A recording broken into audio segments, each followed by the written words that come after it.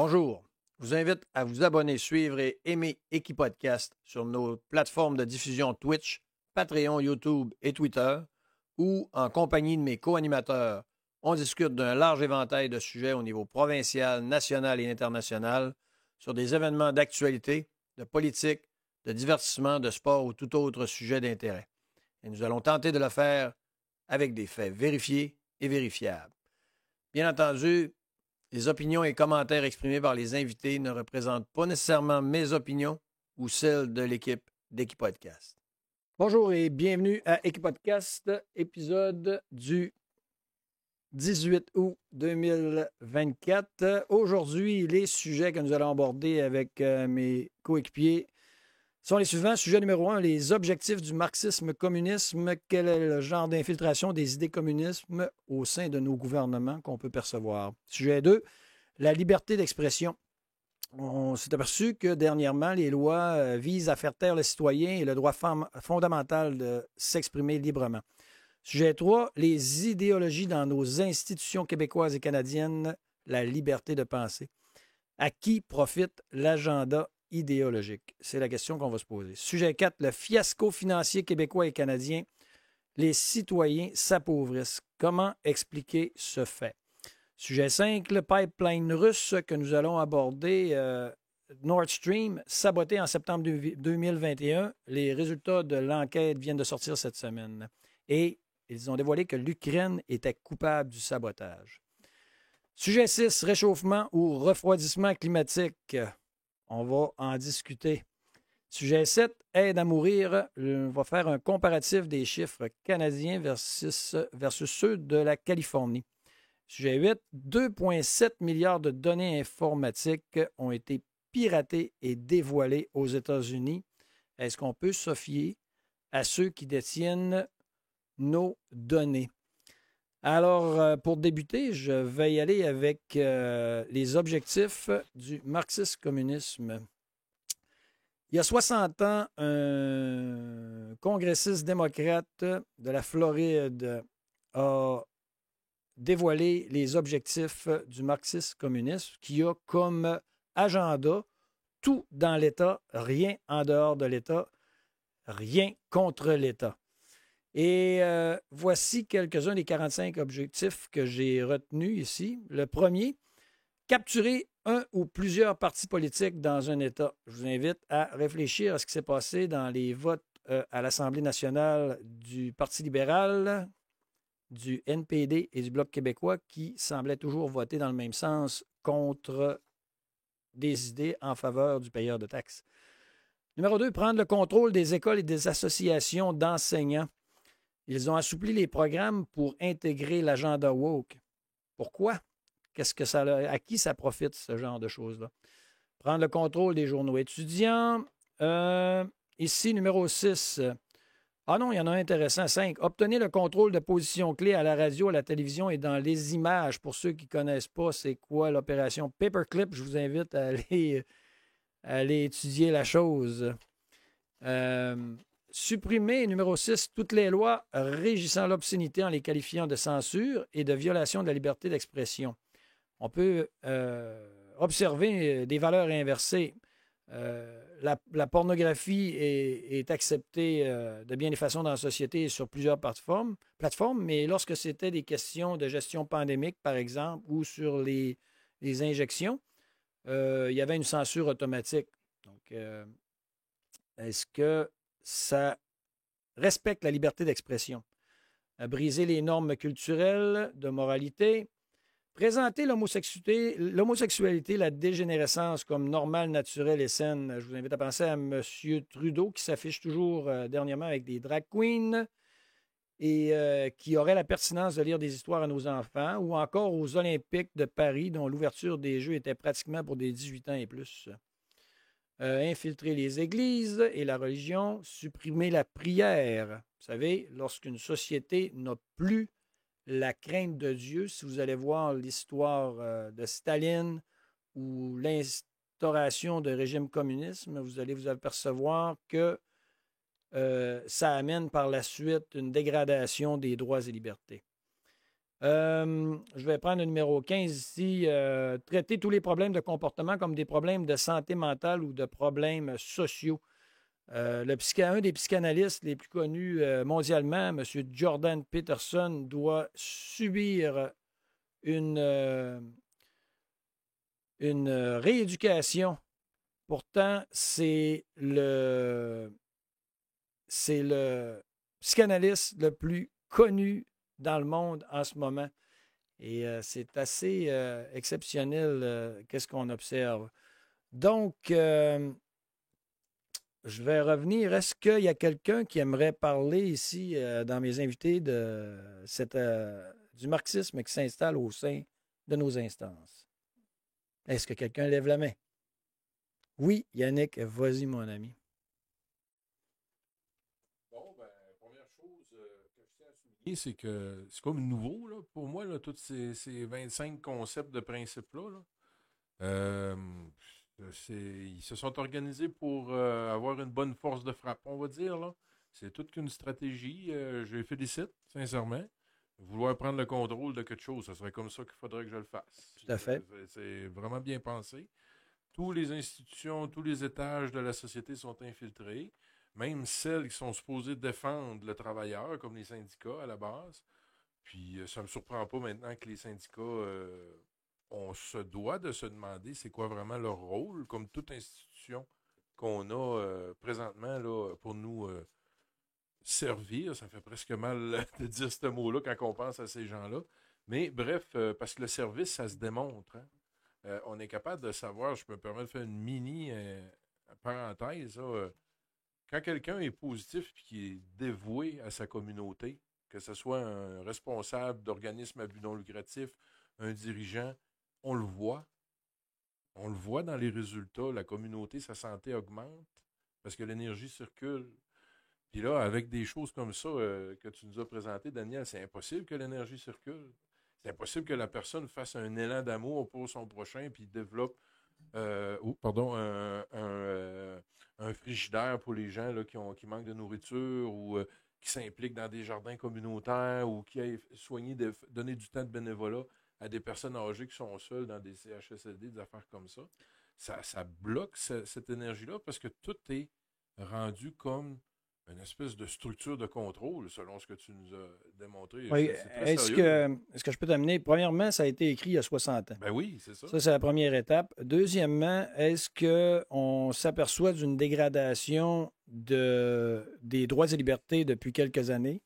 Ensuite, on a eu dernièrement, ça parle souvent d'ingérence de la Chine dans les Mm. élections au Canada. Il y a plusieurs, vous savez, je me dis tout le temps, moi, si ça sent le poisson, si ça ressemble à un poisson, puis si ça goûte le poisson, c'est Mm. probablement un poisson. Mais quelle sorte? Je rajouterais. Poisson pourri. Ouais, oui, il est pourri, mais c'est-tu un flétan? C'est-tu un crapin? Parce que l'idée, là, quelque part, on dit que le communisme veut ça. Ça, c'est les 25 objectifs que tu nous as cités, mais je suis convaincu qu'il y a au moins une dizaine d'autres, comme le nazisme aussi veut prendre le contrôle, ou bref, la plutocratie. C'est des gens où c'est une forme de vie où de vivre ensemble où les gens sont absolument milliardaires puis décident de tout. Et ceux qui vont prendre le contrôle des médias puis des syndicats, ça n'existera même plus avec un. Fait que ça peut être partagé par plusieurs intérêts. Est-ce que c'est des communistes? Parce que tu dis, on a vu baisser la liberté d'expression. Est-ce que c'est des communistes? Euh, Sûrement en partie, parce qu'il y a des intérêts partagés, mais est-ce que c'est la seule cause présentement de notre perte de liberté d'expression? Je pense pas, malheureusement. Il y a plusieurs joueurs dans cet empêchement de nous de dire des choses intéressantes à nos semblables et de nous impliquer. Là. Il y a vraiment plusieurs forces qui sont en action présentement. Parfait. J'aimerais demander à Janou, qu'est-ce que est-ce que tu considères qu'il y a de lieu de s'inquiéter Merci. de, est-ce qu'il y a lieu de s'inquiéter de la perte des droits qu'on voit, est-ce qu'on peut se dire qu'il y a un genre de communisme qui s'installe en ce moment au Québec, au Canada, dans nos instances? Rapproche ton micro, s'il te plaît. Ben moi, lorsque j'étais dans les endroits publics, je travaillais avec le public, puis je vais pas dire en quoi, là, parce que ça me tente pas de me faire étiqueter. Ben, je m'apercevais qu'on me disait souvent, lorsque je prenais le micro pour dire mes opinions, ben là, c'est pas le temps que tu parles, là. C'est pas le temps de parler de ça. T'attendras tantôt, si on a du temps, on parlera de ça, mais là, c'est pas le temps. Ben, oui, c'est le temps. J'ai dit, on en parle là, présentement, là. J'ai dit, pourquoi qu'on peut pas en parler? Fait que déjà, je voyais dans les assemblées où ce que je travaillais de bureau, on pourrait dire, déjà on m'empêchait de dire ce que j'avais à dire parce que j'ai toujours fait ça depuis que je suis dans ce travail-là. J'ai toujours dit ce que j'avais à dire. Puis là, plus ça allait, plus on m'empêchait de dire ce que j'avais à dire. C'est bon, c'est excellent. Quelqu'un a quelque chose à rajouter? Bonjour à tout le monde. Oui, présente-toi donc, vas-y. La Oui. sœur à Yannick. La sœur de Yannick, Caroline. Merci Caroline. pour l'invitation. Caroline est venue se joindre à notre petite équipe aujourd'hui. Qu'est-ce que tu fais dans la vie, Caroline? Je suis en relation d'aide. Parfait. Vas-y, est-ce que tu as quelque chose à dire sur le marxisme ou le communisme qui s'installe? Ben, premièrement, j'avais une question pour toi, mais Oui. je peux aussi renchérir avec peut-être la question que tu as posée à Jane. En fait, c'est que moi, j'ai eu tellement peur là, de ce qui se passait, tu sais, puis où est-ce que j'ai senti qu'on voulait tellement gérer ma vie, puis gérer, parce que j'avais un jeune enfant, là, il y a quelques années, plus jeune encore. J'ai senti qu'il fallait que je déménage de pays. Tu sais, vraiment, là, je me suis tellement sentie mal puis plus capable de vivre ici. À quel moment là, qu'on pointe? C'est lors de la pandémie? Lors de la gestion de la pandémie? La ou- veille qui ont enlevé le droit Le de 28. voyager. Ouais, le 28 octobre. Octobre Non, 2022. non, excuse, je t'ai rendu en novembre. Là. Le 28 novembre, vraiment la Ouais. dernière date. OK. Mm. Alors là, ouais. tu as senti une oppression à ce moment-là. Tu as dit c'est pas normal, qu'est-ce qu'on vit dans une Là, démocratie. ça faisait longtemps, tu sais, que je le sentais. Là, déjà, tu sais, quand ils ont décidé de mettre les masques dans le visage des enfants, j'ai déjà commencé là, à me dire non, ça n'a pas de sens. Là. Moi, je peux pas faire vivre ça à mon enfant. Fait que j'ai déjà commencé à faire des démarches autour de moi pour voir ce que je pourrais Parfait. faire. Caroline, j'aurais une question pour toi par contre. Est-ce qu'on peut admettre que pour une bonne partie de la population, il y a une réalité qui existe où la gestion que le gouvernement a faite de la pandémie était nécessaire et adéquate? Ah, c'est sûr. C'est tout ce que j'entendais Parfait. autour de Donc, moi. le gouvernement a fait qu'est-ce qu'il pouvait. pensait qui était le mieux d'affaire ou c'était abusif et sur quel point c'était abusif? Est-ce que tu me parles de mon opinion à moi ou celle Ah, que j'entendais si- celle des autres? S'il y a un endroit où ce que les gens ont la liberté d'expression, ça va être sur ce plateau-ci. Ah, c'est ça. Fait que Mais- tu y vas avec qu'est-ce que tu penses? Ah, ben moi, c'est presque dès le départ, là, parce que moi, j'ai la chance d'avoir Yannick comme frère, là. Fait que, tu sais, je dis ça parce que j'ai embarqué dans cette vision-là du gouvernement de la pandémie pendant un mois environ, là, tu sais, où Oui. je m'assoyais tous les jours au point de presse Mhm. avec mon fils assis à côté de moi. Puis à un moment donné, Yannick il me dit bon là, Caro, là, il faut que tu regardes ces vidéos-là. Fait que dès le départ, là, pour ma part, là, ça a été déjà là, une ingérence, on peut dire, là, par rapport à ça. Parfait. Mais si je parle autour de moi, tout le monde se disait qu'ils faisaient de leur mieux puis ils allaient avec ce qu'il y avait sur le moyen du bord. Là. OK. Bon, alors, mais moi, personnellement, si j'amène ce sujet-là, c'est parce que je considère que dans les dernières lois qui ont été votées et toutes ces choses-là, il y a vraiment une odeur de communisme qui s'installe. Puis ça nous amène à notre deuxième sujet, qui est la liberté d'expression. Alors, dernièrement, on a eu énormément de lois qui sont sorties qui affectent la liberté d'expression, dont celles dans des podcasts ou dans des YouTubers, etc.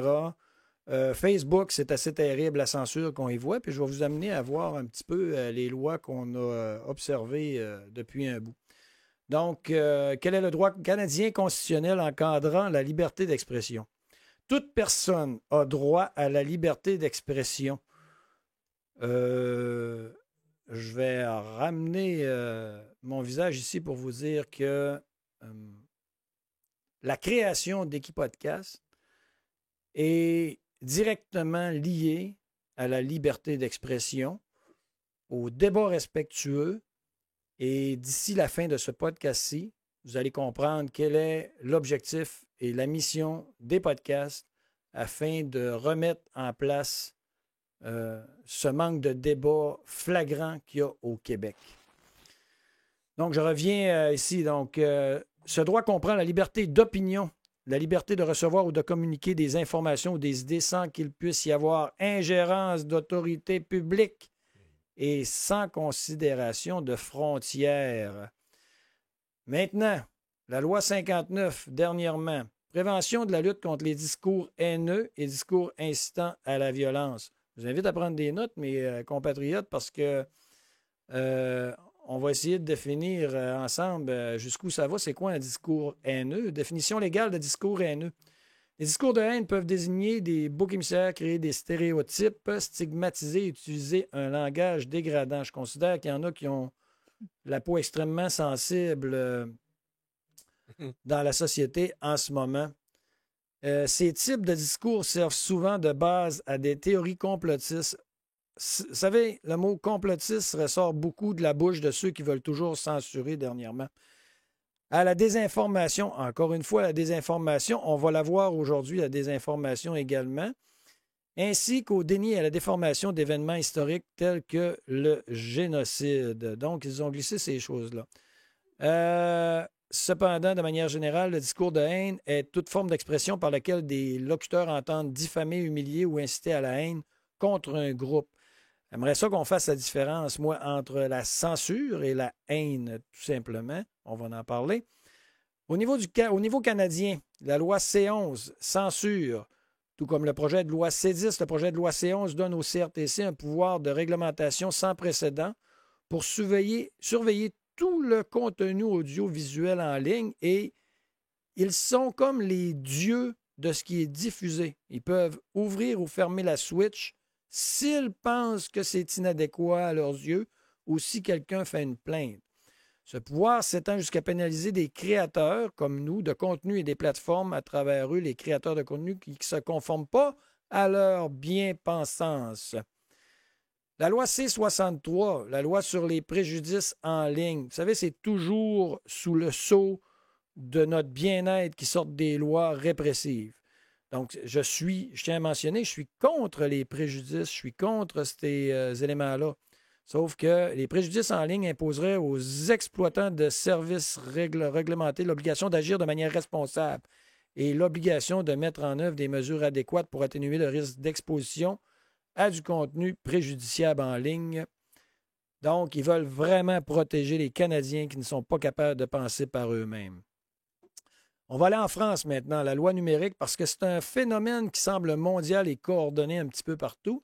La loi numérique en France, qu'on appelle la SREN, a été heureusement, suite à une opposition massive des Français, la loi a été modifiée, qui instaurait des amendes hallucinantes, puis qui disait tout contenu qui porte atteinte à la dignité d'une personne ou présente à son égard un caractère injurieux, dégradant ou humiliant. Tout commentaire, tout contenu. Donc, si à un moment donné, tu dis je pense que ton chien est gay, ça peut être offensant et tu peux avoir une amende. Mais heureusement, ça a été défait. Au niveau des États-Unis, les big tech, tous ceux qui ont des gros médias sociaux, à l'exception du rachat de Twitter par M. Musk, qui est devenu X, les géants du Web, dans la loi aux États-Unis, les géants du Web ont le droit de censure aux États-Unis sans enfreindre la Constitution qui défend la liberté d'expression. En Angleterre, maintenant, pour terminer, l'article 5 de la loi de 1986 sur l'ordre public a créé l'infraction de comportement menaçant, offensant ou injurieux ou déplacé de nature à harceler, alarmer ou angoisser autrui. L'accusation peut être portée devant un magistrat à cour et ça a été fait à plusieurs moments. Maintenant, je vous ai amené pourquoi Équipodcast existe encore une fois. Gauche ou droite, pour nous, ça n'a absolument aucune importance. On veut se situer dans la pertinence et les faits. Une information très importante que je tiens à partager aux gens, c'est que, et c'est vérifiable, 65% des résultats de moteurs de recherche sont de gauche ou d'idéologie gauchiste. Donc, ça laisse très peu de place pour les idées de droite, donc pour un débat équilibré, parce qu'entre les deux, il y a un pourcentage également que je n'ai pas réussi à trouver. Je tiens aussi à mentionner que la majorité des médias mainstream canadiens, journal et télévision sont financés par le gouvernement. Donc, pour moi, ça devient des télévisions ou des radios d'État s'ils reçoivent un financement démesuré. Et la meilleure façon d'améliorer la résistance aux propos, c'est ce que croit Équipodcast, qui peuvent offenser des gens, et de promouvoir encore plus la liberté d'expression, de répondre de façon intelligente à toute insulte gratuite. Et je ne parle pas de propos haineux ou violents. Afin de nous rendre plus résistants à ces propos, tout comme il est important d'exposer nos enfants aux germes, aux virus, afin de renforcer leur système immunitaire. La censure n'est pas la solution aux propos ignorants. Le débat d'idées respectueux et intelligent est l'antidote à la stupidité. Et comme le disait le président Barack Obama aux Nations unies en 2022, tous les efforts déployés afin de restreindre la liberté d'expression peut devenir un outil afin de faire taire les critiques ou opprimer les minorités. L'arme la plus forte contre les discours haineux n'est pas la répression, mais encore plus de liberté d'expression. Qui aimerait parler de ce qu'on vient de voir? Est-ce que quelqu'un lève la main? Yannick, vas-y. Ah mon Je Dieu, t'écoute. moi je brûle. C'est épouvantable. Écoute.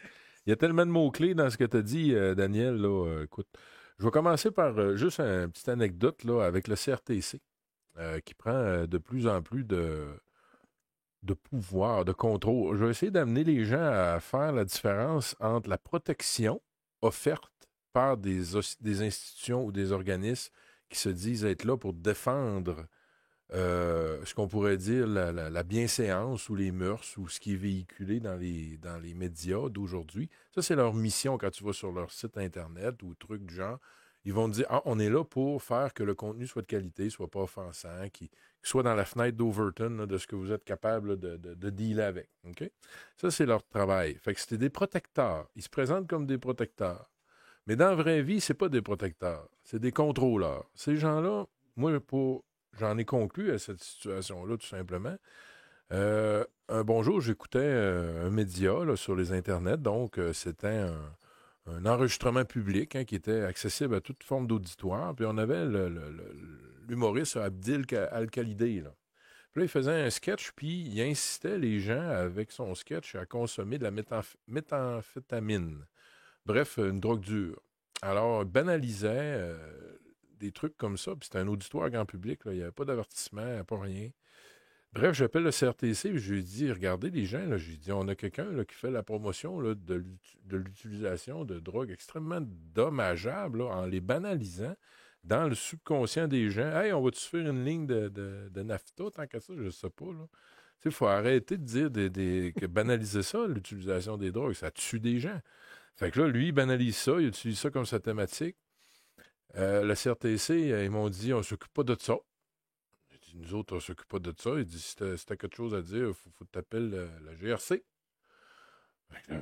Ouais, vous n'êtes pas capable de faire rien pour retirer ça des ondes ou exiger un amendement, que le monsieur s'excuse ou quoi que ce soit, ou qu'il explique que c'était pas adéquat pour un auditoire grand public, puis qui trouve une façon honorable de s'amender de ça. Écoute, il y a une responsabilité, il y a un micro là, dans les mains, le monsieur. Là. Fait que CRTC dit, nous autres... pas d'importance pour nous autres. Appelle la GRC Motitom. C'est enregistré tout ce que je vous dis là. J'ai ces preuves-là audio à la maison. Là. Les gens de la GRC, eux autres m'ont dit, c'est-tu un terroriste? Je dis, je sais pas. Peut-être. J'avais envie d'inventer de quoi pour qu'il y aille, là, tu sais. Là. Mais si j'avais dit oui, là, je voulais pas faire du tort à cet individu-là pour rien. Là. Fait que j'ai dit non, c'est pas un terroriste. Ben, il dit, on s'occupe pas de ça. Ben, j'ai dit, c'est qui va s'en occuper de CRTC? Je viens de m'envoyer à toi. Ah, je sais pas c'est qui. Fait que dans le fond, l'histoire de protéger l'aura de ce qui est véhiculé dans nos médias aujourd'hui, moi, je pense pas que ça existe. Il n'y a pas vraiment de protecteur pour ça. C'est un contrôleur. Lui, il va te donner une étiquette. Quand ça va faire son affaire, te farmer à gueule. Ça, c'est ce que je me suis fait dire par un monsieur qui a opéré un poste de radio pendant des années. Lui, il m'a dit, Yannick, le CRTC, il vient de fouiller dans tes affaires. Check tout ton contenu, nanana, puis il donne une évaluation politique à ton discours, puis ils peuvent te farmer demain. Donc, si quelqu'un t'aime pas, ben ça va pas bien. Hein? Fait que c'est pas une question de protéger le public. Nous, on élit des gens là pour nous protéger. Fait que la liberté d'expression, on se suppose d'avoir le droit de dire de quoi tant que ça sert à quelque chose. Hein, les 3 passoires, ça, c'est-tu vrai, c'est-tu utile, c'est-tu bon? S'il n'y a rien dans ça qui est bon, puis qui est vrai, puis qui est utile, mais what the fuck tu parles? Excusez le gros mot, là. Mais on pourrait tellement sauver de temps à savoir les gens qui ont des mauvaises intentions, tout de suite à la base, on les tasse. Puis là, on ferait le ménage à savoir c'est-tu une mauvaise intention ou c'est la liberté d'expression. Parce qu'on a vu des combats complètement ridicules dans les dernières années sur la liberté d'expression, des gens qui se permettaient le droit de rire de des enfants handicapés en disant que c'était la liberté d'expression. Mais oui, mais là, OK, on va s'asseoir un peu et on va jaser de ça, là. Parfait. Hey, Yannick, j'aimerais vous amener à avoir des réactions à chaud sur ce que vous allez voir. Mhm. Un adolescent poursuivi pour avoir qualifié la scientologie de secte. Donc, la scientologie, un jeune homme de 15 ans dans la cité de Londres a dit la scientologie, c'est une secte. Donc, il a été poursuivi pour ça, à l'âge de 15 ans. Si vous avez des réactions, je vous laisse aller parce qu'on parle ici de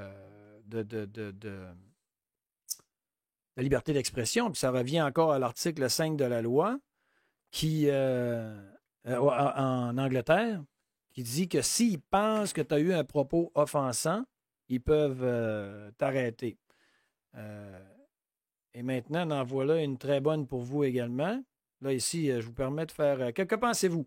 Un étudiant condamné à une amende pour un commentaire sur un cheval gay.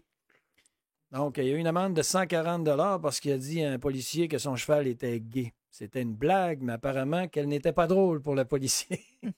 Non, mais ça devient vraiment pas drôle parce que là, si quelqu'un dit c'est pas une blague que tu as faite, c'est un propos officiel. Haineux. Ben, moi, je pourrais enchérir avec ça. On connaît tous le professeur Provost à l'université. Non, on ne connaît pas tous le professeur Provost. Ben, la majorité, en tout cas, si Non, vous avez OK. suivi, là, Pour ceux qui... suivi les... Non. Pour ceux qui ne connaissent pas le professeur Patrick Provost est un spécialiste dans son domaine dans la pharmaceutique. Je crois que c'est en lien avec l'ARN. Mhm. Il a fortement suggéré de ne pas injecter les enfants en bas âge avec un produit qui était expérimental et dont on ne savait pas les effets à long terme. Et l'université est en train de faire un genre d'inquisition contre le professeur Patrick Provost, qui d'ailleurs peut se réconforter d'avoir dit exactement qu'est-ce qu'il en était de ces injections-là en ce qui concerne les enfants qui n'avaient absolument aucun bienfait pour les enfants face à la maladie COVID. Donc, vas-y maintenant que les gens savent c'est qui Patrick Provost. Oui. Mais ça l'a sorti pas mal dans les médias, là, mais ça dépend où on regarde nos nouvelles maintenant. Donc, si ça commence dans les universités, fait que vous imaginez dans les écoles secondaires et primaires, comme quoi que on peut s'imaginer qu'on ne peut plus dire grand-chose. Je trouve ça qu'on est en train d'appauvrir le cerveau des gens parce qu'on ne peut plus s'exprimer. On peut s'exprimer dans une façon polie sans donner peut-être des noms, comme on a dit dans certains articles, là, comme le cheval est gay là, du policier. Peut-être changer son vocabulaire, mais c'est sûr que maintenant, il faut faire penser aux enfants, aux adultes, aux adolescents, aux jeunes adultes de changer leur qualificatif parce que c'est rendu maintenant dangereux et de poursuite.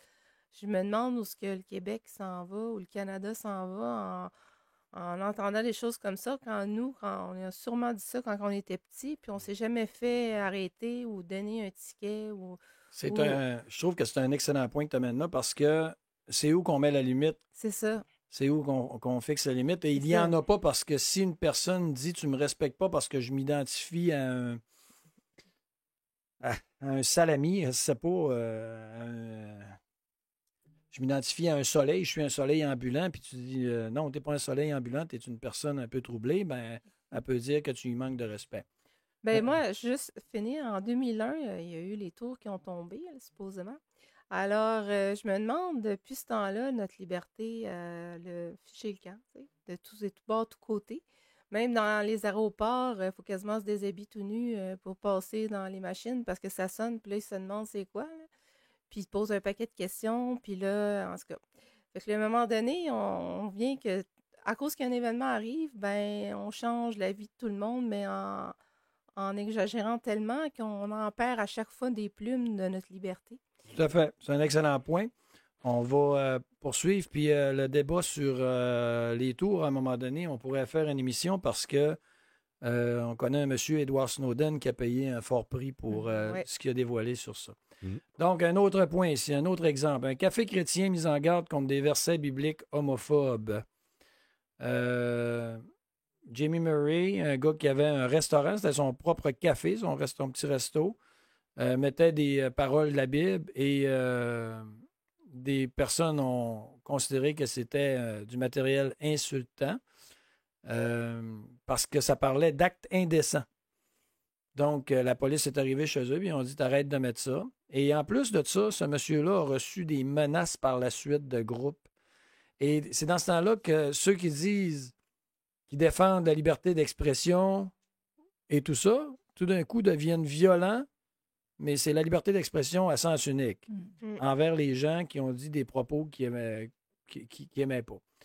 Moi, je considère que la liberté d'expression, ça marche dans tous les sens. Si je peux me permettre. Oui, vas-y. On a eu aussi, durant le temps du pic de la pandémie, nos médias, nos propres médias qui traitaient les gens qui étaient avec une opinion différente de toutes sortes de noms, tu sais, puis aller jusqu'à, mettons, sur Internet, ce qui se passait, c'était laissez-les mourir, ceux qui ne veulent pas expérimenter ce produit-là, tu sais, qui ne veulent pas l'injecter. Ils devraient payer une taxe là-dessus, même pas avoir le droit aux urgences. Les édentés aussi. Et d'autres, tu sais, ceux qui ont voyagé quand même, puis qu'en fait, les frontières étaient ouvertes, là, tu sais. Alors, c'est ça, c'est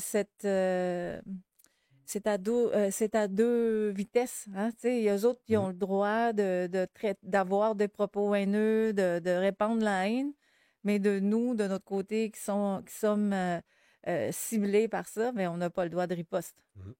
Très bien dit. C'est un fait que ça a été dégradant, ce qui s'est passé de part et d'autre. En passant, ça a été, moi, je considère, dans les deux sens, mais plus de la part, l'oppression venant de tous les médias, des gouvernements, de toutes les instances, a été extrêmement dur envers ceux qui ne suivaient pas le narratif qu'on essayait d'imposer.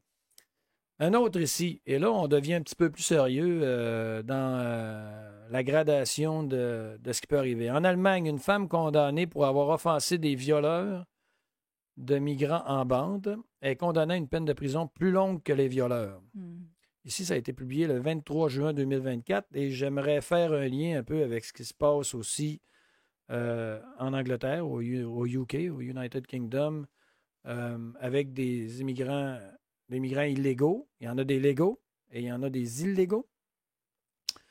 Mais dans ce cas-ci, une jeune femme de 20 ans est emprisonnée pour avoir tenu des propos haineux, selon le violeur, à l'encontre d'un migrant qui avait fait un viol collectif d'une adolescente.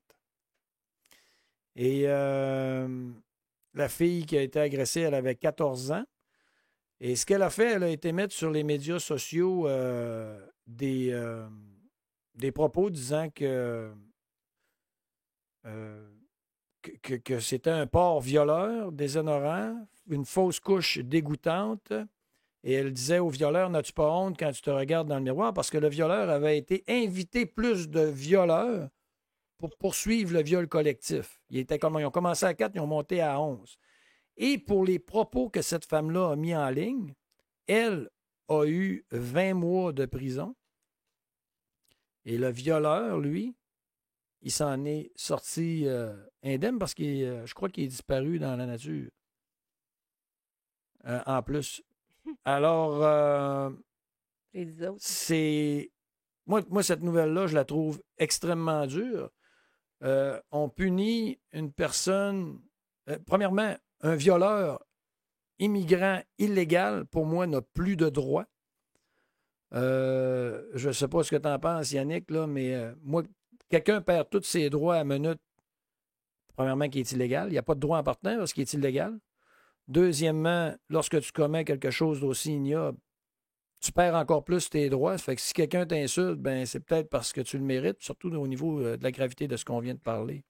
C'est sûr qu'au niveau du phénomène de migration, là, présentement, c'est un autre phénomène mondial. Présentement, ce qui est le fun quand on fait la lecture de l'actualité, c'est qu'on regarde tout ce qui se passe partout en même temps.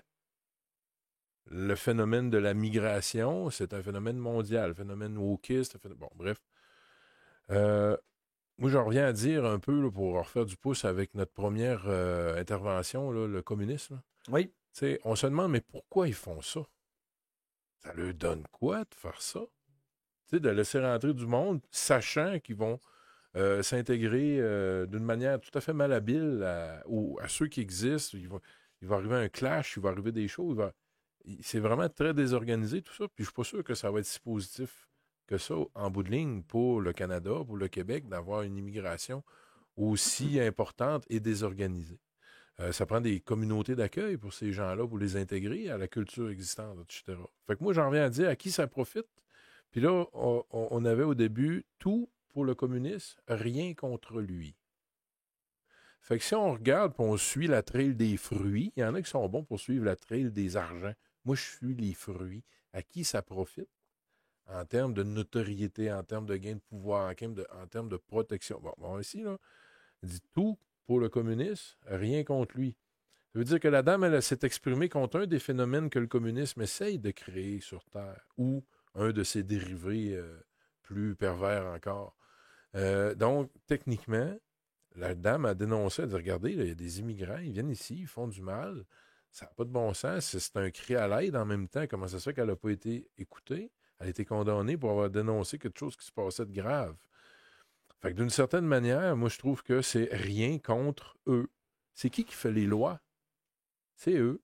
C'est eux autres qui ont dit, si tu dénonces, tu vas avoir tant de pénalités, puis si tu violes, tu vas avoir tant de pénalités. Fait qu'on les reconnaît à leurs fruits. Quelqu'un d'autre a un commentaire sur ça? Oui. Ouais, cette semaine, Caro? j'écoutais nos médias là, mainstream, puis il parlait que cette année, il allait avoir, dû à l'immigration, 20 000 enfants de plus ici au Québec seulement. Mm. Donc, ce qui demandait 1300 profs de plus, dont on ne sait pas où ils vont les prendre. Ils ont juste dit qu'ils allaient essayer d'avoir un professeur par classe. Essayer, il était bien accentué sur ce mot-là. Fait que si je regarde ça, si je fais, mettons, un lien avec ce que Yannick vient de dire, tout pour le gouvernement, rien pour le peuple, ben, je trouve que, mettons, en amenant tellement d'immigrants, ben justement, on enlève au peuple, on enlève son logement, on enlève ses profs, on enlève ses places à l'hôpital, on y enlève, on enlève, et puis par l'immigration, ils réussissent justement à nous démunir. T'sais. Bon, je vais prendre un petit peu d'avance parce que sur un sujet qui, peut-être, je ne sais pas si je l'avais sorti aujourd'hui, les chiffres ne mentent pas. La démographie au Canada cette année, c'est 4, quelques pourcents de naissance et 96 environ, 95-96 d'immigration. Les immigrants qui viennent ici, en majorité, il y a une grosse majorité qui sont islamistes ou musulmans.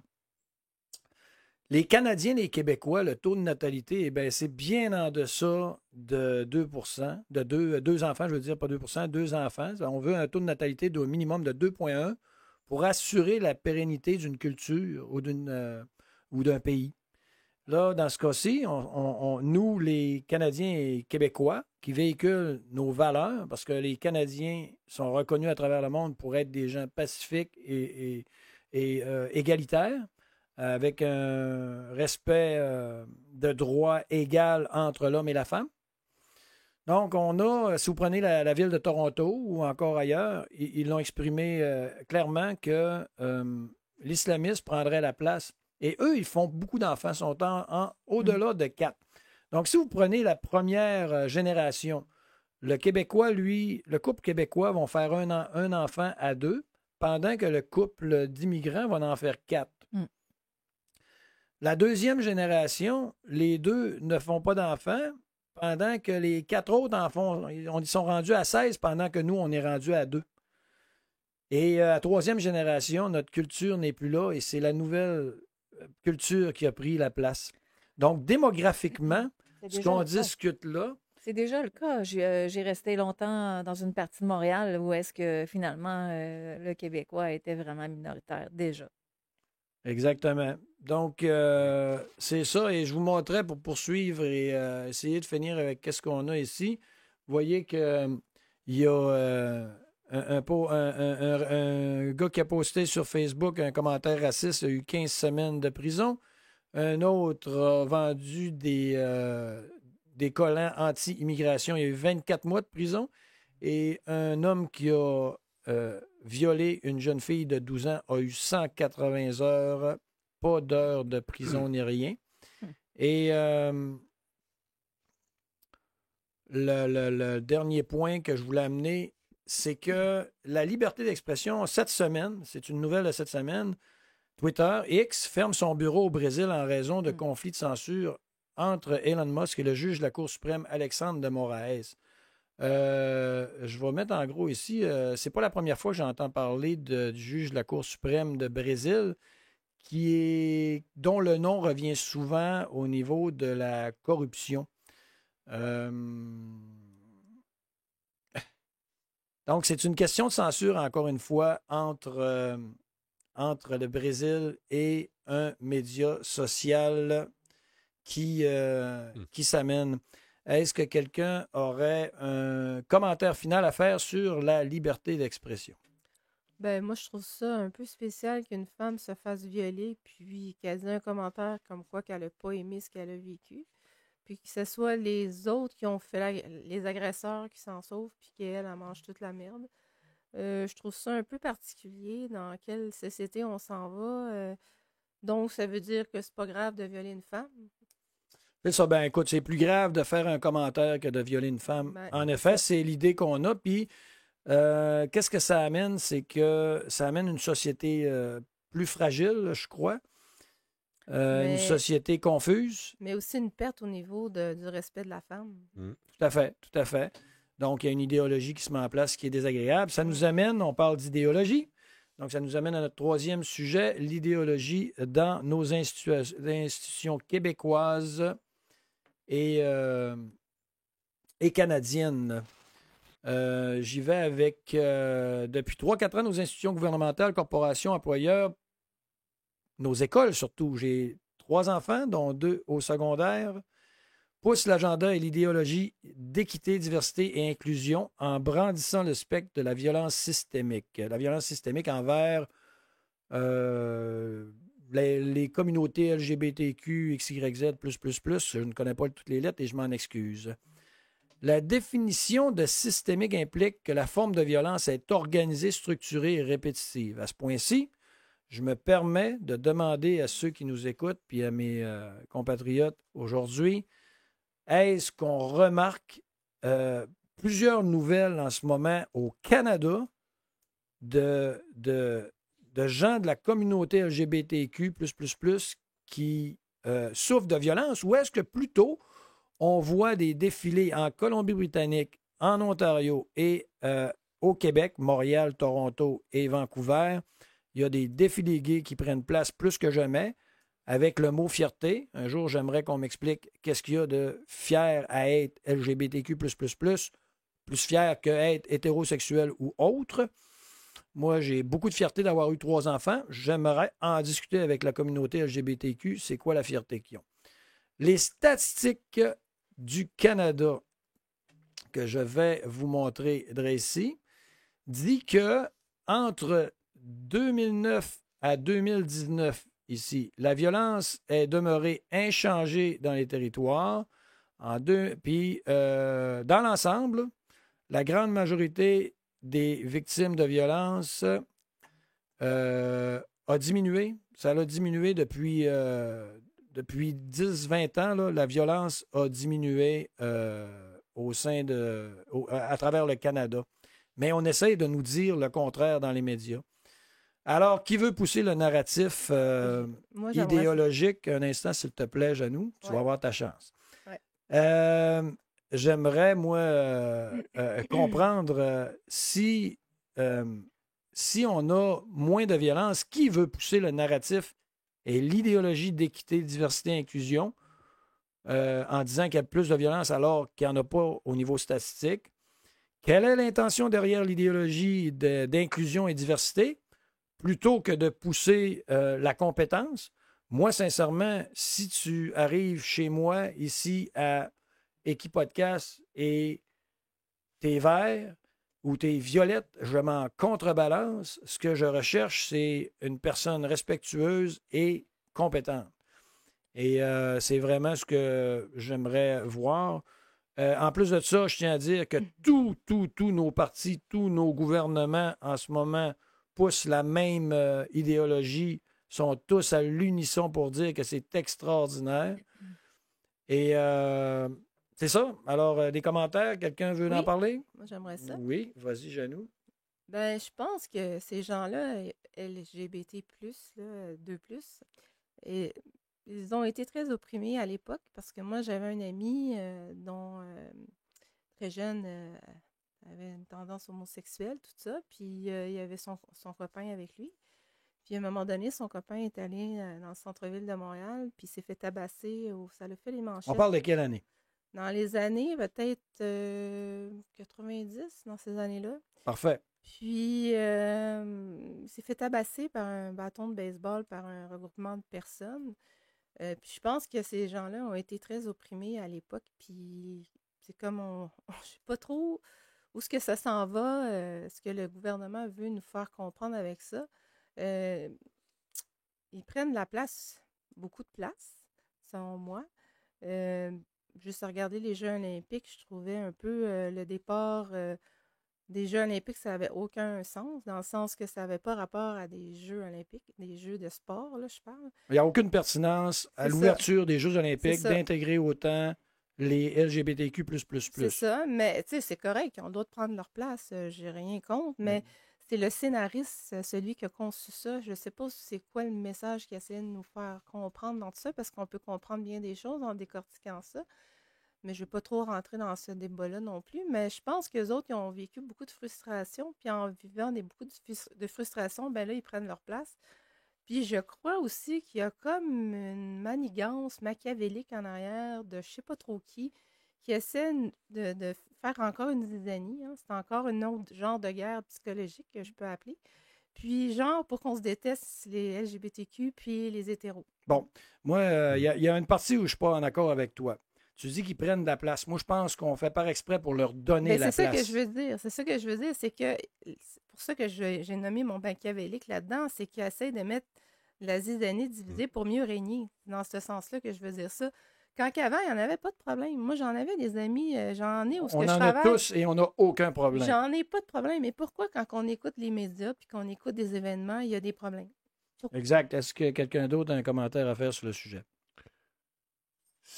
J'aimerais apporter l'idée, là, tu sais, tantôt, on parle encore là, des trucs qui se produisent à l'échelle de la planète, là, tu sais. Moi, j'ai remarqué, étant amateur là, de fiction ou des trucs du genre où est-ce qu'on va avoir une vue société, l'avenir, bon, bref. Je remarque que dans plusieurs émissions, que ce soit des séries, des films, on ajoute le stéréotype du YEL où faut qu'il y ait des lesbiennes, qu'il y ait une scène torride ou des mâles gays qui nous montrent bien comme il faut comment ça marche dans le lit. Là.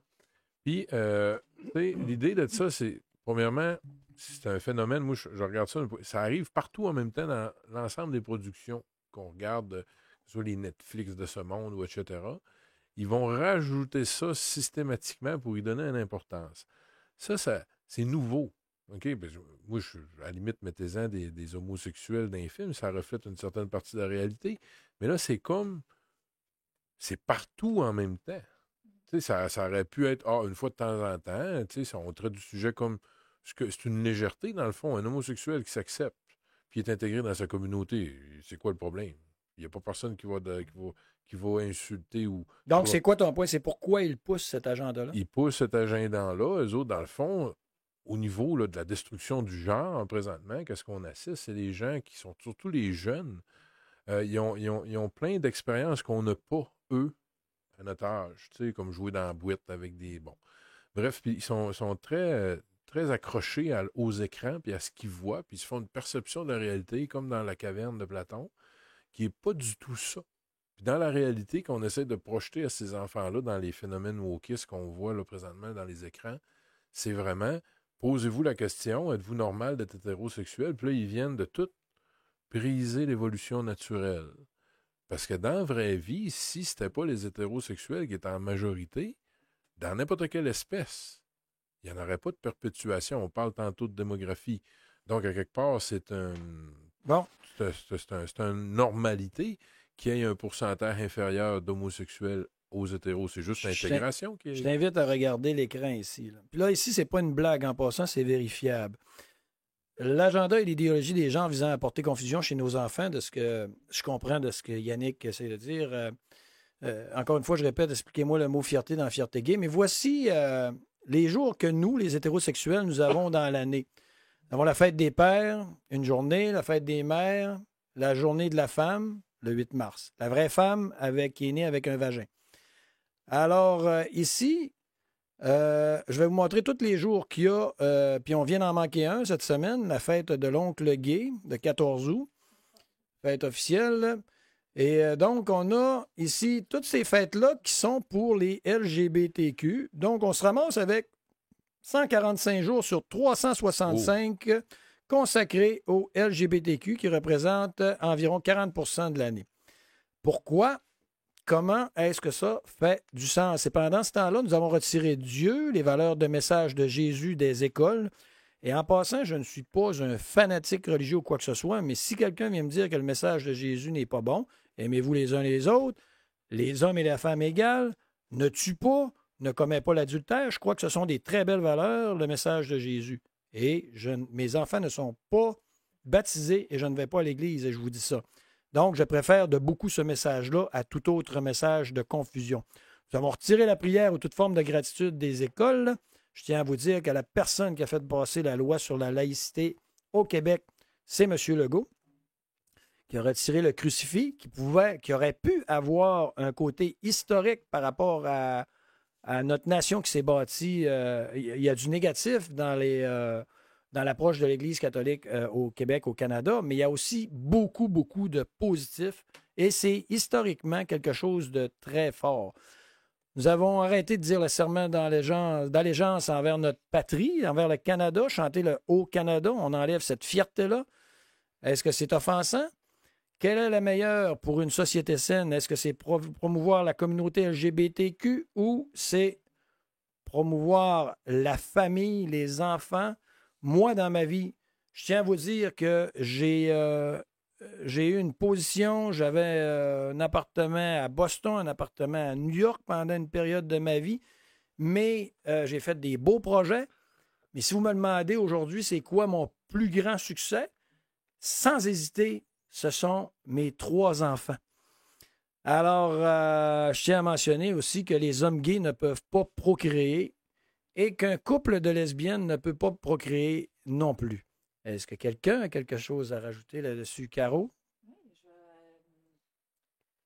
en fait, tu sais, j'ai une amie là, qui est proche de ça, le LGBTQ+.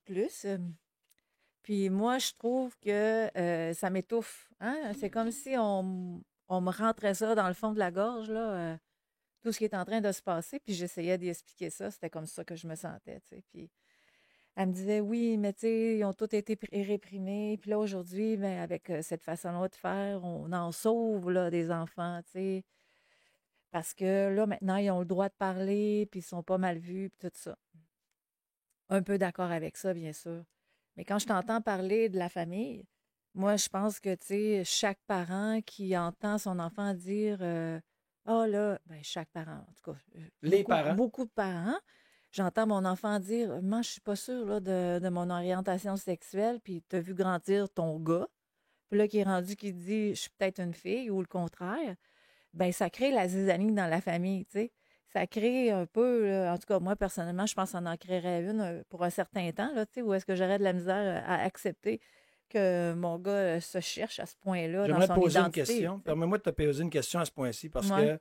que, ayant trois, ben, il y en a, ma plus vieille vient de partir, mais ayant 3 adolescents à la maison récemment, est-ce qu'on peut s'entendre pour dire que les médias sociaux ont une influence sur ce que pensent et réfléchissent nos adolescents? Puis je vais te donner un autre exemple. Si tu vas dans les pays les plus défavorisés en ce moment, là, il y a moins de suicides qu'au Québec. Mm.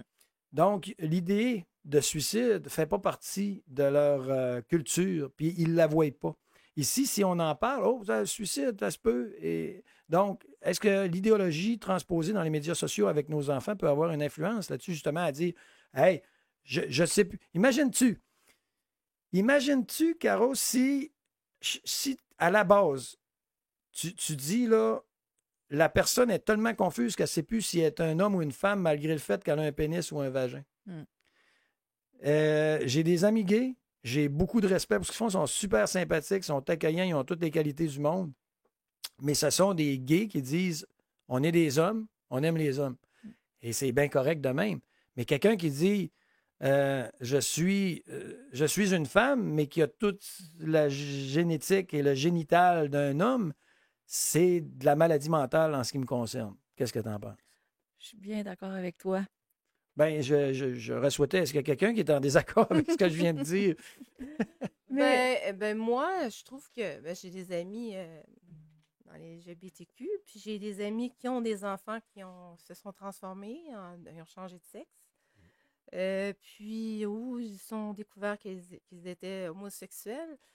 Moi, je crois que les gens qui sont comme ils sont doivent rester comme ils pensent, mais moi, c'est la polémique alentour de ça que j'aime pas. Que j'entends nous rentrer ça dans le fond de la gorge, dans le sens qu'ils en parlent, mais trop. Mm. Puis ça fait que ça crée une zizanie. Tu sais, comme avoir un ballon, un équilibre dans comme. Parce que moi, j'ai côtoyé beaucoup d'enfants dans ma vie, des adolescents, puis. Approche ton micro, s'il te plaît. Puis je les accepte comme ils sont, tu sais, ces adolescents-là. Puis moi, je crois que tout ça va faire en sorte que les adolescents vont être confondus dans leur genre. Parce qu'ils écoutent trop les télévisions. Télévision, ça le dit. Puis, à un moment donné, ça vient que ça fuck le cerveau. Puis, on ne sait plus où donner la tête dans tout ça parce que là, on a la gang. Puis, quand on est dans une gang, on veut se rassembler, puis on veut ressembler aux autres, puis on veut être comme les autres. Puis là, à un moment donné, il devient comme mélangé, anxieux, angoissé. Il se pose 10 000 questions. Ce que je comprends de tes propos, Janou, c'est qu'il y a une perte de repère envers ce qui est véhiculé. C'est ça. Donc, pour ce sujet-là, on va clore. J'invite les gens pour la première heure, nous étions sur la plateforme YouTube. Je vous invite maintenant à nous suivre pour la deuxième heure pour les sujets qui vont suivre sur la plateforme Patreon pour entendre le contenu complet de ce podcast et de tous ceux qui vont venir